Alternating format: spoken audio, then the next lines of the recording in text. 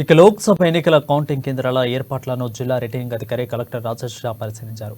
సార్వత్రిక ఎన్నికలకు సంబంధించి వచ్చే నెల జూన్ 4న జరిగే ఓట్ల లెక్కింపు ప్రక్రియ నేపథ్యంలో స్థానిక టీటీడీసీలో ఏర్పాటు చేసిన ఆదిలాబాద్ బోత్ కౌంటింగ్ కేంద్రాలను రిటర్నింగ్ అధికారి రాజేష్ షా మంగళవారం సహాయక రిటర్నింగ్ అధికారి ఖుష్బూ గుప్తా, అదనపు కలెక్టర్ శ్యామలాదేవి ఎన్నికల సిబ్బందితో కలిసి పరిశీలించారు. ఎన్నికల కమిషన్ ఆదేశాల మేరకు జూన్ 4న జరగనున్న కౌంటింగ్ ఏర్పాట్లను పకడ్బందీగా నిర్వహించేందుకు అవసరమైన అన్ని చర్యలు చేపట్టాలని అన్నారు.